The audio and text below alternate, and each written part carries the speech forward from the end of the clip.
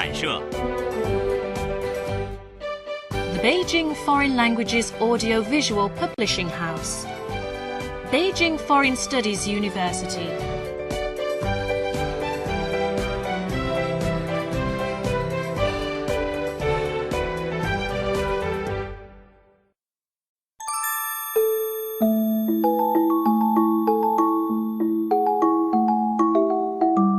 《轻松英语名作欣赏》，汤姆叔叔的小屋。 Uncle Tom's Cabin.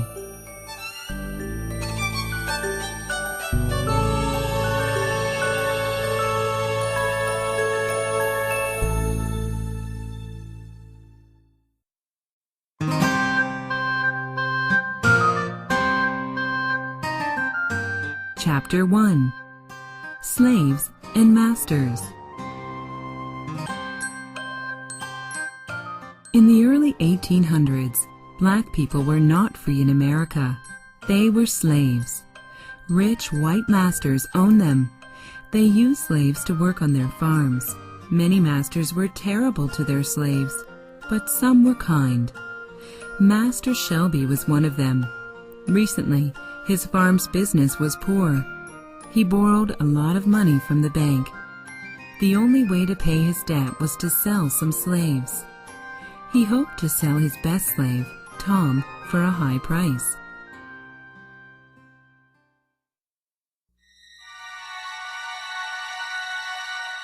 A slave trader named Mr. Haley came to buy Tom. Mr. Haley was a terrible man. He treated slaves like animals.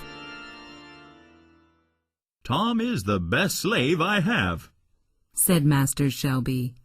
He is a good man who believes in God. God does not care about blacks. They are not even men. I just want to buy Tom because he is a hard worker, said Mr. Haley. But you want too much money for one slave. I'll pay the money you need if you give me a slave child, too. Okay, agreed Master Shelby. I hate to do it, but I have to save our farm. I'll give you little Henry. He will grow up to be a good slave.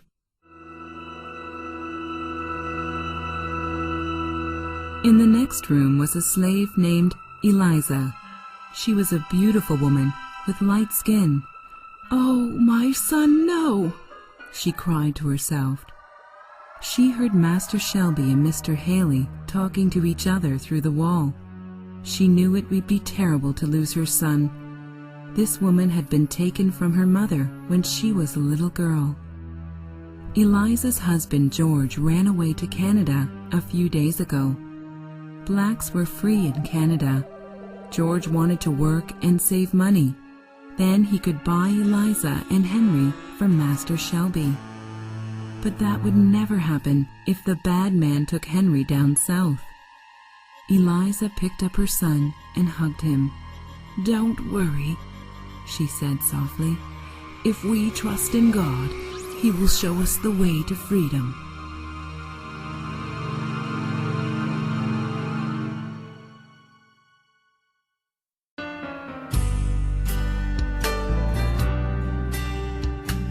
Behind Master Shelby's large house was a small log cabin. This was a home for slaves. It was tiny, but the cabin was very warm inside. The smell of a freshly baked cake was in the air. At the table sat Uncle Tom and Johnny. Johnny was Master Shelby's son. He loved Uncle Tom and his wife, Aunt Chloe, very much. Now Johnny was teaching Uncle Tom how to read. The cabin was suddenly filled with their many happy children.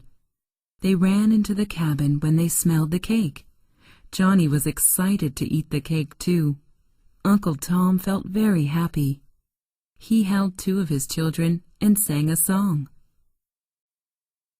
While they were eating cake, Eliza came into Uncle Tom's cabin. She had to tell him the terrible news. With tears in her eyes, she said, "Master Shelby sold my son. We have to run away. We will try to reach Canada. Uncle Tom, Master Shelby sold you too. Come away with us. God will show us the way." "No," said Uncle Tom. I can't run away with you. If I do, Chloe and my children will be in danger. It is better for me to go. I will pray that God protects me." Aunt Chloe and the children could not stop crying. Eliza couldn't wait. She picked up Henry and held him tightly. Then she disappeared into the night.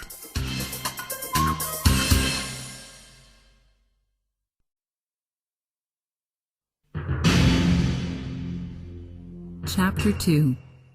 Leaving Home.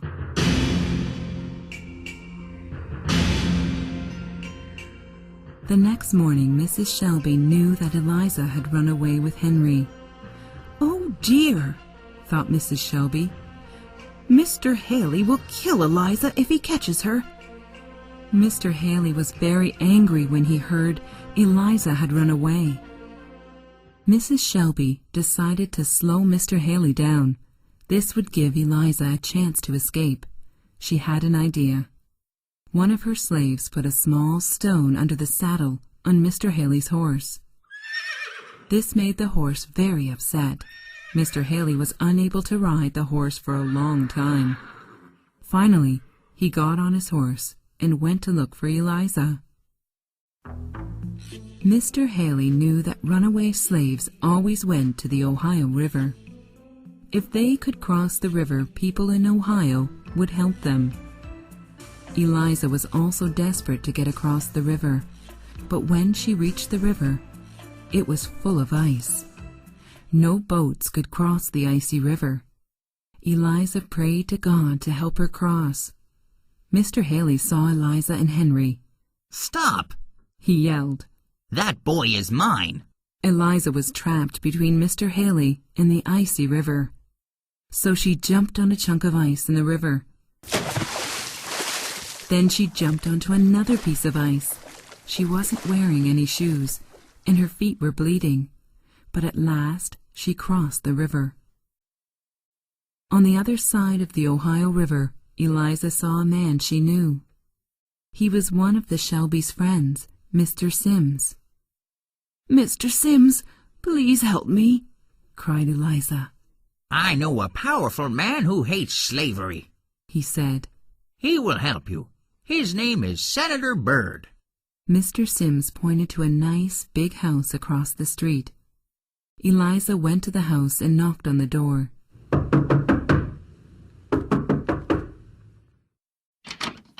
Mrs. Byrd let Eliza in. Senator and Mrs. Byrd heard Eliza's story. They agreed to help her reach Canada. Mr. Haley was on the other side of the river. He was very angry. He hired a slave catcher to chase Eliza. Then he went back to the Shelby's farm to get Tom.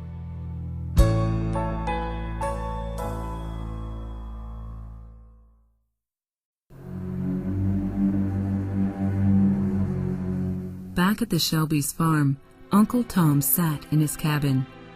He was reading the Bible. Aunt Chloe cried, "If only they weren't selling you down south. Nobody comes back from there. They kill slaves down there," "It's in God's hands now," said Uncle Tom. "I'm thankful that they sold me and not the little ones." He looked lovingly at his sleeping children. There was a knock on the door of the cabin. It was Mrs. Shelby. Mrs. Shelby stood there crying. "It's time to go, my dear man," she said, "but I promise to find out where you are. We will get the money and buy you back."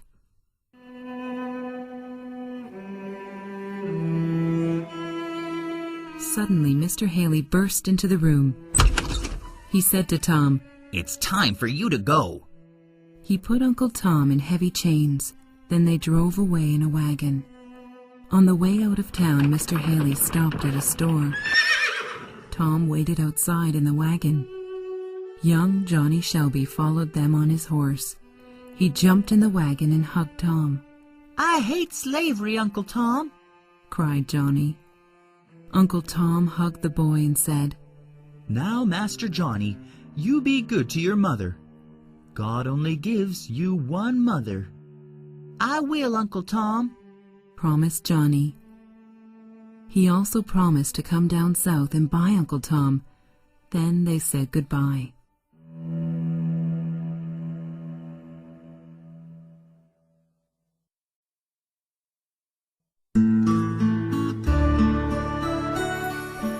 Chapter 3.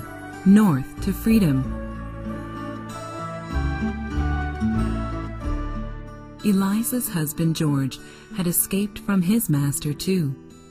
George's skin was very lightly colored, so he was able to look like a white man. He did this by coloring his hair yellow. He also put on some rich-looking clothes, then no one knew he was a runaway slave. George walked into a restaurant. He saw his old friend he was looking for. The friend was Mr. Wilson. George's old master had sometimes made him work for Mr. Wilson. George, what are you doing here? Mr. Wilson whispered. It's very dangerous for you right now. George showed 2 guns and a knife to his friend. No one is going to catch me without a fight, he said seriously.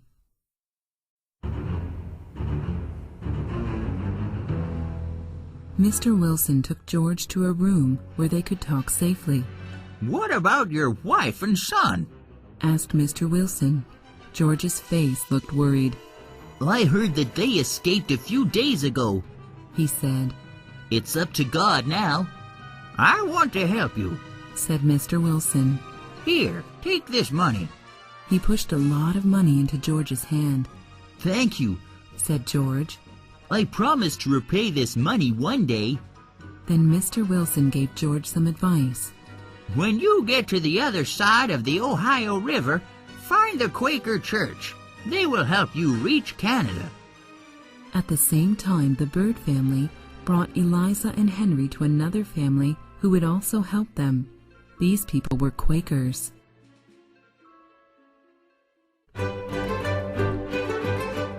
This Quaker family was very kind. The father's name was Simon, and the mother was Rachel. They had 5 children. One day, Simon said to Eliza and Rachel, Friend David is coming over tonight. He is bringing someone special. Eliza was happy to hear good news. Friend Eliza, the Lord has blessed you. Simon said very slowly. He has kept your husband safe. Eliza was shocked. She fell down when she heard this. The last words she heard were, You'll see him tonight.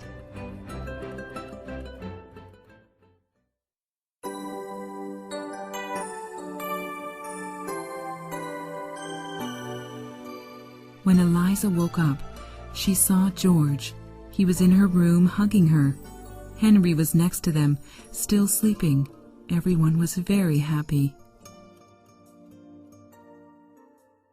Eliza, George, and Henry felt very comfortable in the Quaker's home. One day, George told Simon that he was worried about him and Rachel. I hope you will not be punished for helping runaway slaves. Friend George, if I have to go to jail, it's okay, replied Simon. We do it for God and man.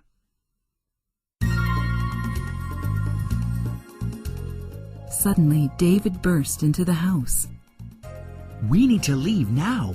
The slave catchers are coming. They got in the wagon and drove very quickly. They could hear the sound of horses following them. David stopped the wagon in front of a cliff. Quick, get out! Yelled David. Climb up to the top of the cliff. It will be hard for them to catch us up there. They climbed the cliff and waited very quietly. The slave catchers were climbing up behind them. Then one of them appeared.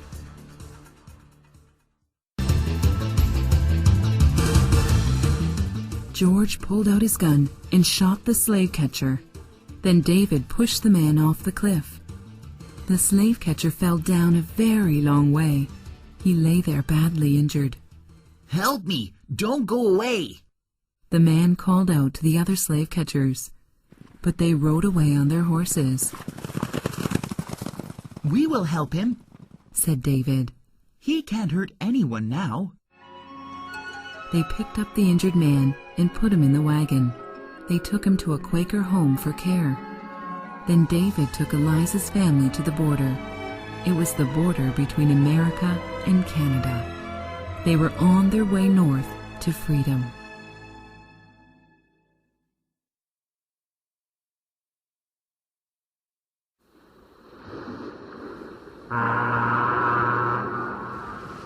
Chapter 4.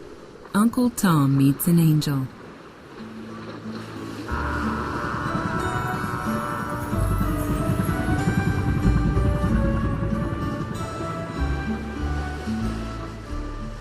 While Eliza and George traveled north, Mr. Haley took Uncle Tom deeper south. For the last part of the trip, they took a boat. On the boat, Tom met a sweet little girl named Eva. She was a beautiful girl and made people smile. Eva liked Uncle Tom very much. She liked him so much that she asked her father to buy Tom. But Ava, why do you want to own him? Her father asked. Because I want to make him happy, she said. Eva's father was Mr. St. Clair. He was very rich. He loved his daughter more than anything, so he bought Tom for her.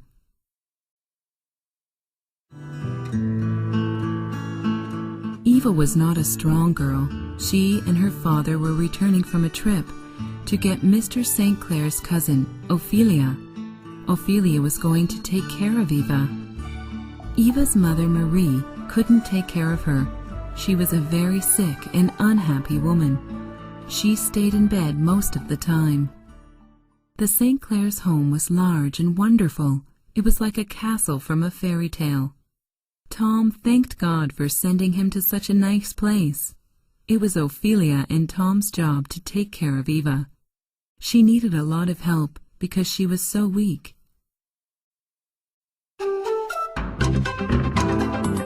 As the months passed, Eva and Tom became great friends.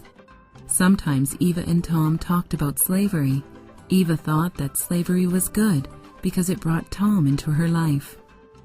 One day, Mr. St. Clair helped Tom write a letter. He wrote to Tom's wife, Chloe, and their children. Tom wanted to tell them where he was. He also wanted them to know that he was healthy.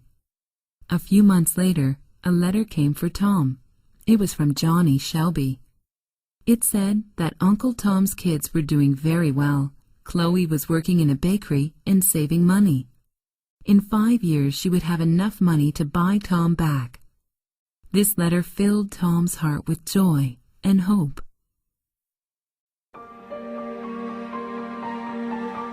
As the months became years, Eva got weaker. Soon she had to stay in bed all the time.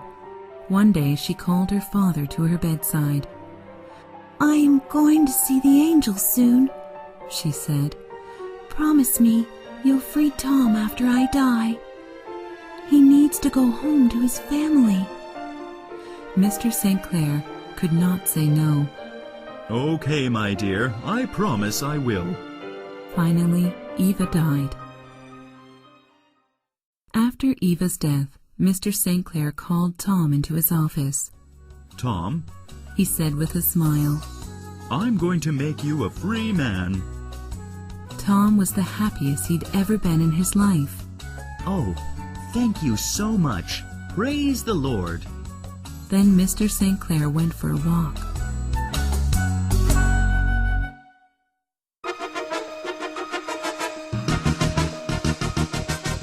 Some hours later, there was a knock at the door. Tom opened it, and a group of men rushed in. They were carrying the body of a man. It was Mr. St. Clair. Oh no, cried Tom. What happened? One of the men answered. Mr. St. Clair was at the local tavern. 2 drunken men began to fight. Mr. St. Clair tried to push them apart, but he was stabbed with a knife. Moments later, Mr. St. Clair died.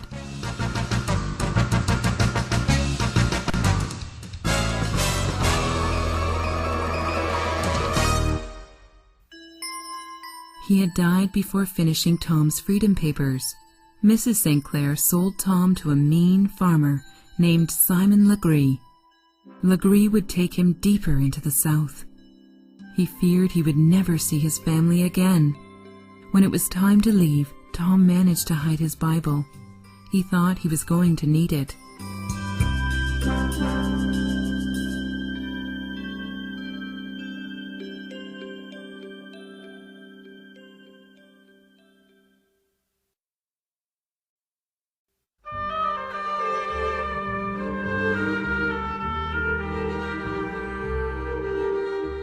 Chapter 5.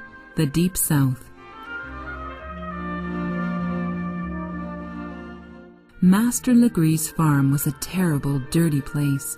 Tom had to wake up before sunrise. All the slaves had to pick cotton in the fields. They worked under the hot sun all day. Sometimes at night, Tom told the other slaves about Jesus, but they didn't believe Tom. Their lives were just too terrible. One morning, Tom noticed an old woman working next to him. She looked very weak. She couldn't pick cotton very well. Tom put some cotton in her basket. Legree's men would beat her if she didn't pick enough cotton. "Don't do that," said the old woman. "They'll whip you for that." However, the man in charge of the slaves saw them. He was a slave named Sambo. Sambo told Master Legree that Tom was helping the old woman. This made Legree angry. He said, "Sambo, take him to the shed and teach him a lesson." Sambo took Tom there and beat him very badly.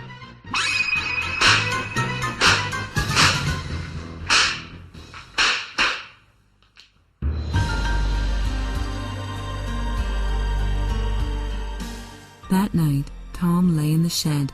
He was badly injured. He couldn't move at all. "Please," he cried out, "somebody give me some water." A woman came to the shed with some water. Her name was Cassie. She was kind to Tom. She cleaned his wounds.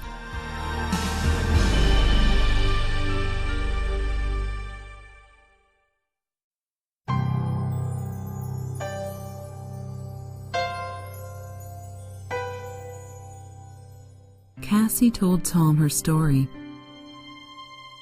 A long time ago, her father was a rich man, but her mother was a slave. When her father died, she was sold as a slave. Later, a young man bought her. They fell in love. Cassie and the man had a daughter together. They were very happy. But the man's cousin found out he loved a slave. The cousin took Cassie's daughter away from her. Soon, Tom was feeling better enough to work in the fields, but his injuries were not healed completely. The daily work was very hard for him. A few nights later, Cassie came to Tom. "Tom Legree is sleeping," she said. "Let's take an axe and kill him. Then we can escape." "No," said Tom. "The Bible says it's always wrong to kill. You have to find another way to escape. I'll pray for you." Just then, Cassie had an idea. "You're right," she said. "I'll think of another way." The next day, Cassie told a lie to Legree that she had seen a ghost in his attic.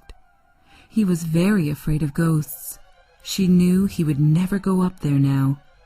Later, Cassie took some food and clothes. She put them in her bag and ran away. She planned to let him know about her running away. She ran into the swamp and made sure that he saw her. Legree immediately called Sambo. "That crazy slave Cassie ran away into the swamp. Take the dogs and find her. Just kill her and let the dogs eat her body." They looked around the swamp for 3 days, but they couldn't find Cassie.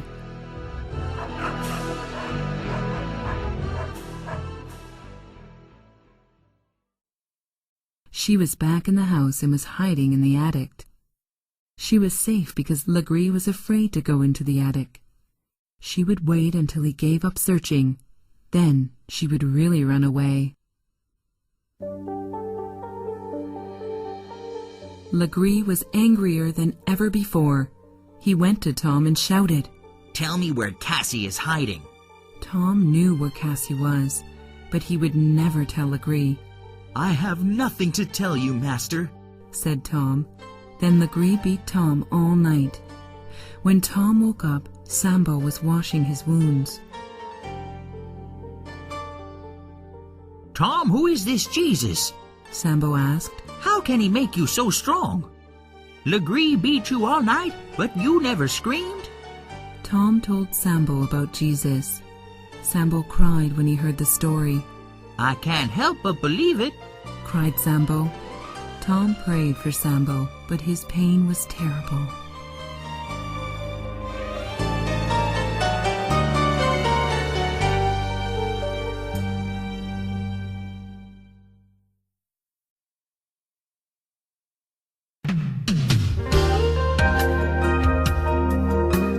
Chapter 6.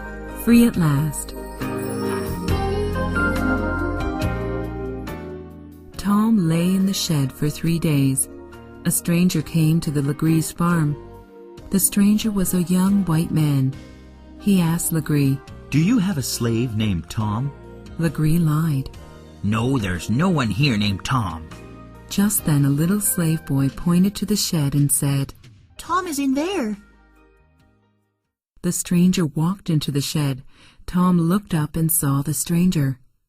Tom knew it was young Johnny Shelby. "Master Johnny," Tom said, "what a fine young man you've grown to be. Praise the Lord. Now I can die happy." Johnny saw that Tom was hurt badly. "Oh, Tom, you can't die now. I've come to buy you back. We saved enough money, just as I promised years ago." "Master, you're too late," Tom said weakly.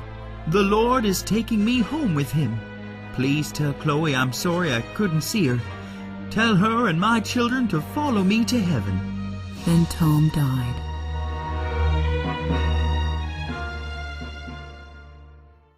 Johnny sat there for a moment, holding Tom. This place seemed special. Johnny felt like God was in the room with him.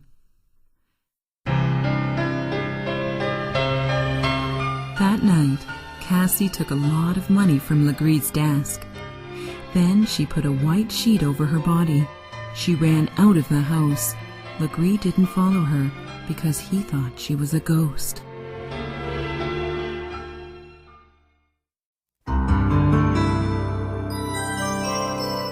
Cassie went to the nearest town. She bought some fine clothes and an expensive bag. Then she went to a nice hotel. No one thought she was a runaway slave. Cassie saw Johnny in the hotel restaurant. She knew he was a friend of Tom's. When Johnny saw her, he thought she looked like someone he knew, but he couldn't think of who it was.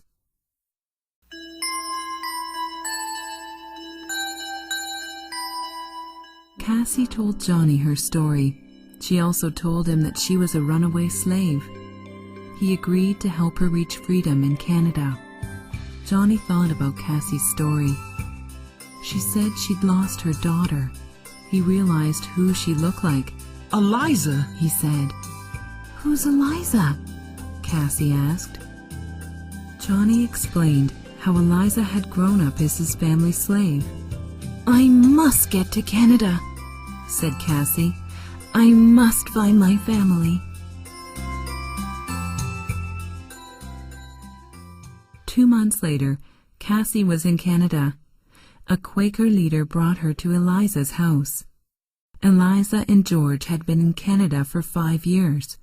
Henry was a big boy now, and they had a new daughter. The door opened. Cassie and Eliza saw each other. They hugged and cried. Now they were all together.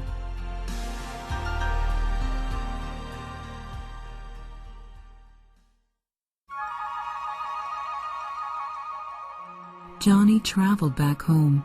Some years earlier, Mr. Shelby had gotten sick and died. So only Mrs. Shelby and Aunt Chloe were waiting for them. They looked everywhere for Uncle Tom, I'm so sorry. said Johnny. I wanted to bring Uncle Tom back. But he's gone to live with God now. Mrs. Shelby began to cry, and Aunt Chloe said nothing. He passed Tom's last messages of love to Aunt Chloe.